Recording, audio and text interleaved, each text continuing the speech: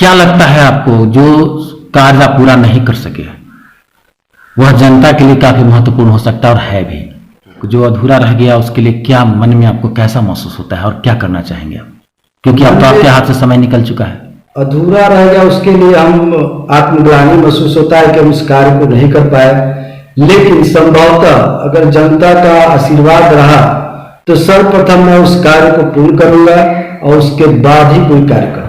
निवर्तमान मुखिया ललित नारायण पंडित से बातचीत करते हैं और पूछते हैं इनका क्या जो सपना था जो अधूरा रह गया।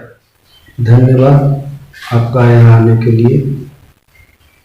जहाँ तक हमें जनता ने चुना और ये 5 साल का जो हमारा कार्यकाल रहा, ये हमारी जनता 80% समझ चुकी है और समझी है कि अगर हमारे मुखिया जी ने और सभी लोगों ने मिलकर अगर वोट दिया या मतदान किया तो इस 5 वर्षों में जो कार्य किया वो जनता के बीच है, और जो कुछ कार्य रह गया उस सरकार की कमी के कारण या राशि की कमी के कारण। जैसे सर मैं आपसे ये पूछना चाह रहा हूँ कि विकास पे मैं अभी आपसे बातचीत करूंगा, अभी नहीं किया।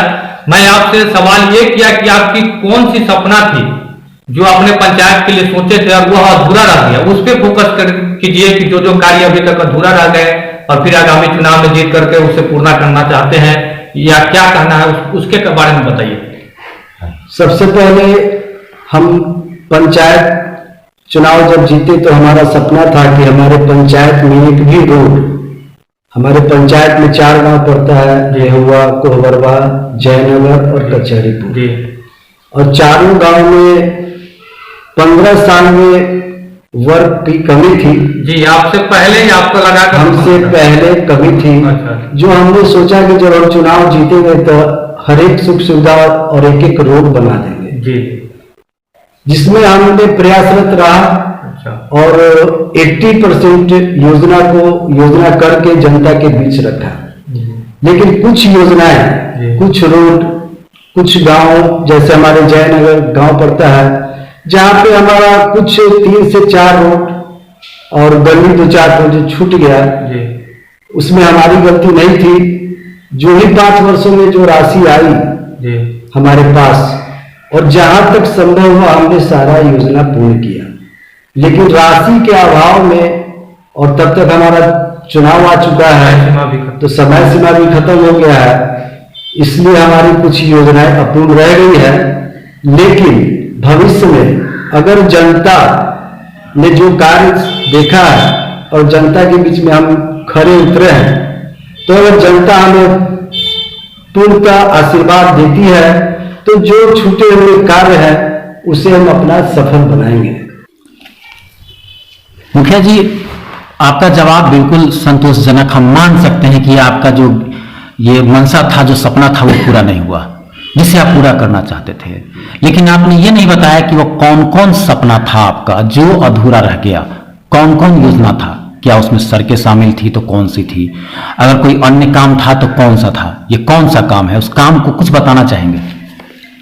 नहीं, सड़कें और कुछ नालियां, जो सड़कें हमारी जयनगर गांव पड़ता है पंचायत में, जिसमें एक कबाड़ा से लेके आगे तक सड़क गई है जिसे हम पूर्ण नहीं कर पाए, और एक बिंदरी टोल है जो गरीब की बस्ती है और जो रास्ता वहां निकलता है अररिया पोखरी पे, वो रास्ता हम नहीं बना पाया। इसी तरह के 2-4 और सड़कें हैं जो हम नहीं बना पाए, और कवाड़ा से तिलंगी तक जो सड़कें थी उसको हम नहीं पूर्ण कर पाए, राशि के अभाव में नहीं पूर्ण हो पाया। नाला का कुछ प्रॉब्लम था जो ग्रामीणों द्वारा उसका निष्कर्ष नहीं निकल पाया, इस चलते हम उस नाला पे ब्रेक लगा दिए, बन नहीं पाया। लेकिन अभी हम उसका उड़ाही का कार्यक्रम करवा दिए हैं कि पूरा नाला साफ सुथरा करवा दिए, जिससे पानी का आवागमन सुचारू रूप से चालू हो गया है। इसके अलावा अन्य कोई काम, जो महत्वपूर्ण काम जो आप पूरा नहीं कर सके, और इन जो भी काम को आप बता रहे हैं कि आप पूरा नहीं कर सके, तो क्यों नहीं कर सके, कारण क्या रहा, महत्वपूर्ण कारण क्या रहा, क्या बजट की कमी थी, समय का अभाव था, या ध्यान में नहीं रहा, क्या वजह हो सकता है? नहीं, इसमें सब कुछ ध्यान में था हमारे, लेकिन बजट की कमी के कारण हम वो रोड नहीं बना पाए और तब तक समय पूर्ण हो गया हमारा। 5 साल पूरा हो गया था। 5 साल पूरा हो गया था। क्या लगता है आपको जो कार्य आप पूरा नहीं कर सके वह जनता के लिए काफी महत्वपूर्ण हो सकता है और है भी, जो अधूरा रह गया उसके लिए क्या मन में आपको कैसा महसूस होता है और क्या करना चाहेंगे आप, क्योंकि अब तो आपके हाथ से समय निकल चुका है।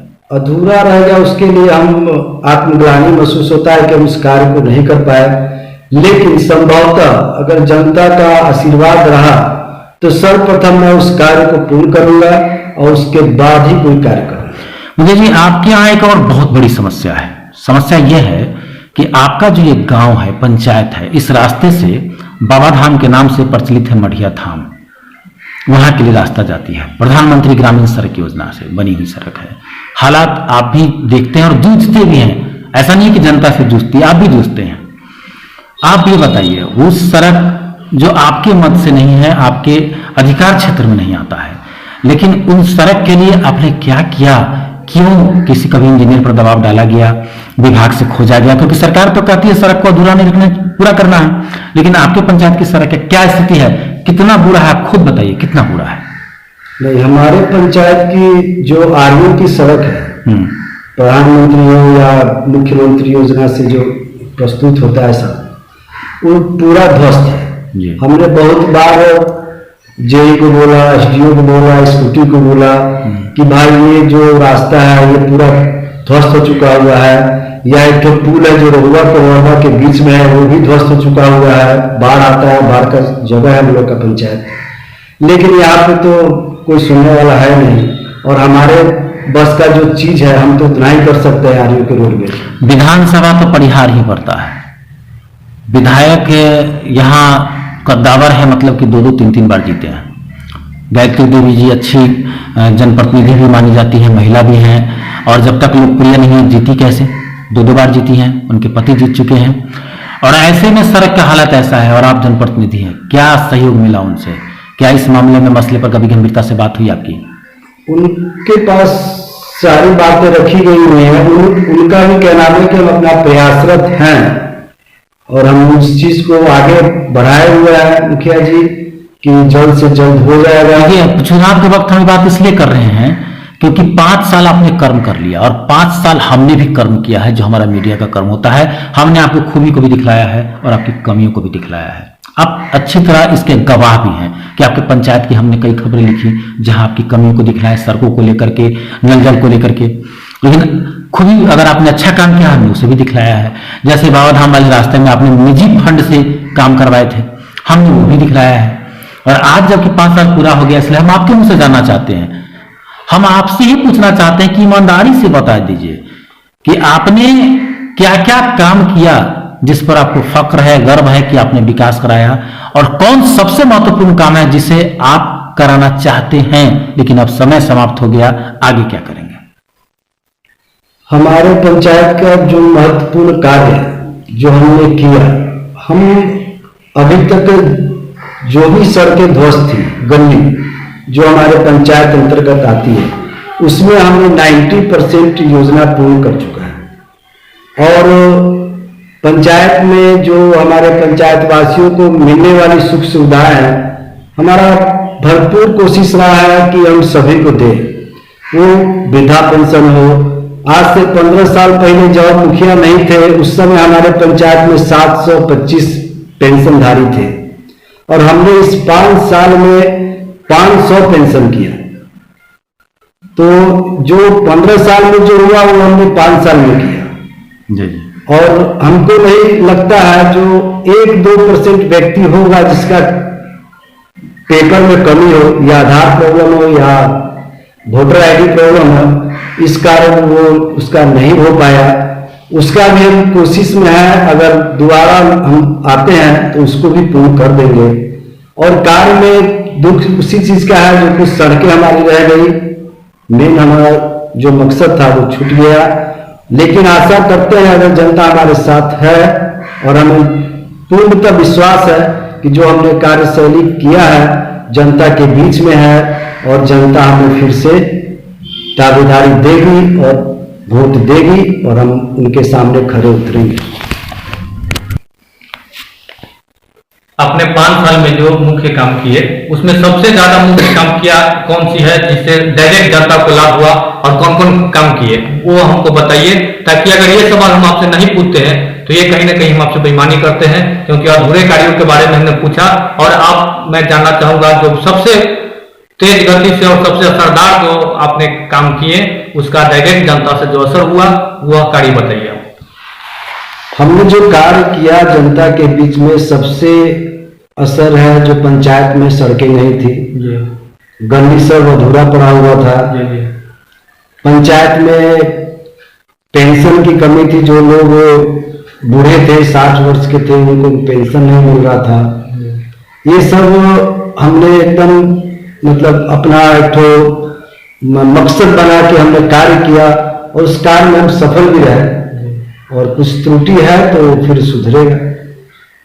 अच्छा, एक चीज और मैं जानना चाहूंगा आपसे कि आपने जो पेंशन के बारे में कुछ बताया, पेंशन एक ऐसी चीज होती है जो वृद्धा पेंशन हो या विधवा पेंशन हो या दिव्यांग पेंशन हो, जो जरूरतमंद जैसे वो एक सहारा होता है वृद्ध लोगों को या विधवा माताओं को, जिसे घर में 2 वक्त का रोटी भोजन मिल सके।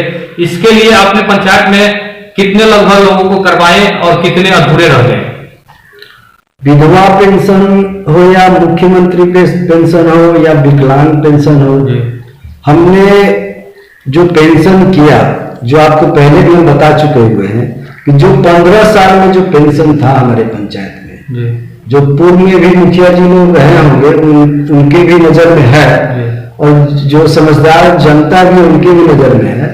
पहले 750 जो हमने पहले भी आपको बताया, और हमने इस 5 साल में 500 से ऊपर पेंशन किया, जिसमें 60 वर्ष से ऊपर के जो गरीब तबका के बुजुर्ग टाइप के जो लोग हैं, और विधवा जो हो चुकी है उसमें वो भी है, विकलांग जो सही में विकलांग है प्रमाण पत्र लाया गया, हमने उसे बना के दिया।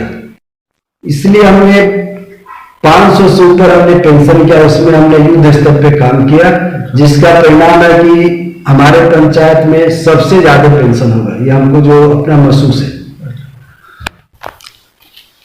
मुखिया जी, बहुत सारे सवाल का जवाब आपने दिया, और सबसे पहले आपने जो जवाब दिया था कि आपके सपने जो अधूरे रह गए, बहुत अच्छी बात है। लेकिन एक सवाल जो पूरे बिहार के नाम पर अगर सबसे पहले किसी योजना का नाम आवे जहां भ्रष्टाचार हो, तो आप समझ सकते हैं 7 निश्चय में नल जल योजना आता है।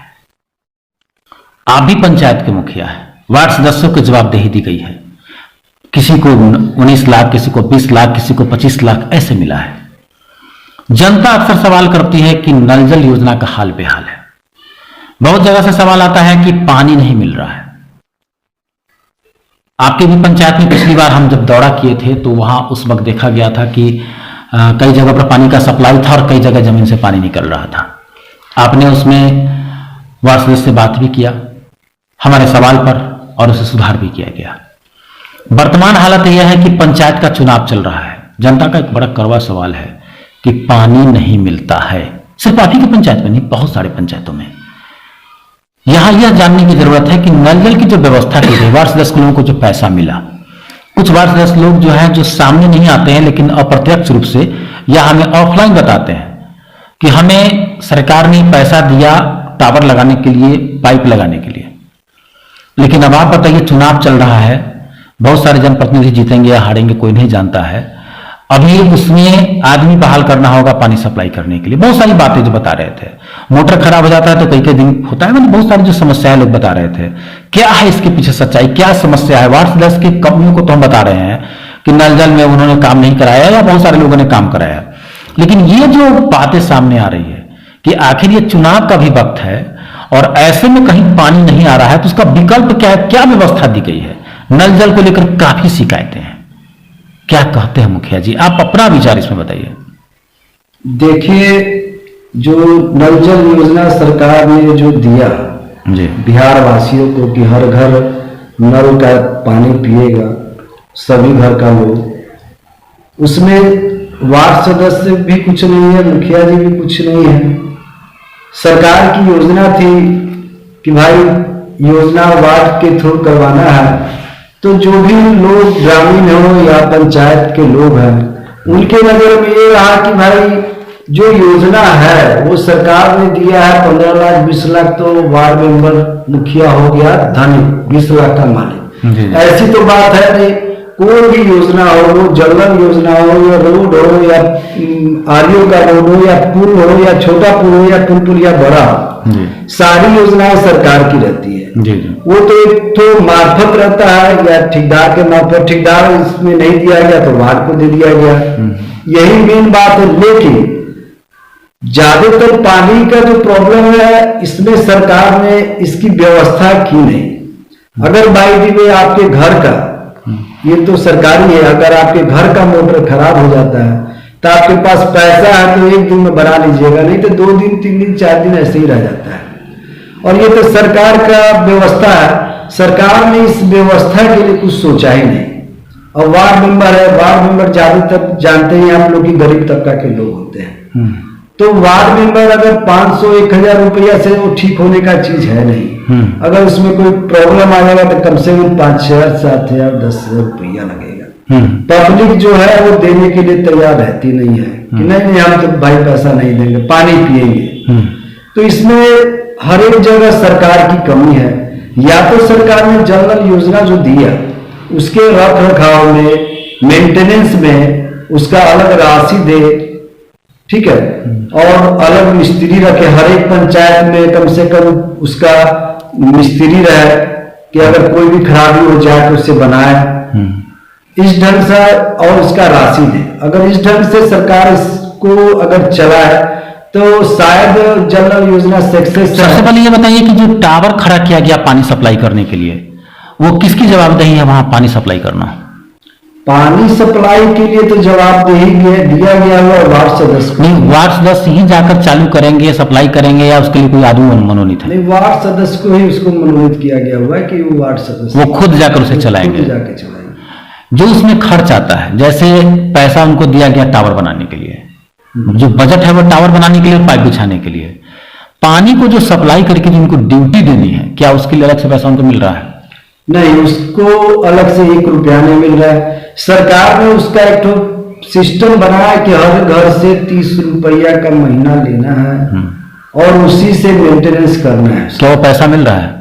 वो किसी भी वार्ड सदस्य को नहीं मिल रहा है और न कोई परिवार का लोग दे रहा है, क्योंकि पानी की समुचित व्यवस्था भी नहीं है। क्योंकि समुचित व्यवस्था है। जनता को अगर पूरी तरह व्यवस्थित मिले, जैसे कहीं पानी भर रहा हो, कहीं पाइप नहीं बिछा हो, कार्य अधूरा होता है। जैसे आपने देखा है कि कई बार मीडिया वालों ने सवाल उठाया कि टोल टैक्स पर आप पैसा ले रहे हो, सड़कें कंप्लीट नहीं है। सवाल यहां भी उठता है कि नल जल में बहुत सारा चीज अधूरा रह गया और वो पैसा मांगते होंगे तो हो सकता है ग्रामीण इलाका है और इसके लिए प्रशासन भी टाइट नहीं है। कहीं ना कहीं जब सिस्टम पटरी पर होगा तो जनता भी पटरी पर आ जाती है। बिजली विभाग को देख लीजिए, कितना सड़ा हुआ विभाग था ये। पैसे का हाल क्या था, बिजली का हाल क्या था। आज जब दुरुस्त हुआ है तो बहुत कुछ पटरी पर आया है। आज पैसे भी आ रहे हैं, राजस्व भी आ रहा है। तो इसमें कहीं ना कहीं सिस्टम जो हमारा है बेपटरी नजर आता है। सिर्फ वार्ड सदस्य को दोषी देने से कुछ नहीं होगा, क्या मुखिया जी? वार्ड सदस्य कहीं से दोषी नहीं है, इसमें सारे दोष सरकार पे है, व्यवस्था की है, सरकार की व्यवस्था पे है। सरकार का जो सिस्टम है वो एकदम लचर स्थिति है। अगर सरकार उस सिस्टम को सुधारे तो आज भी नल का पानी लोग पिएगा और सब कुछ ठीक।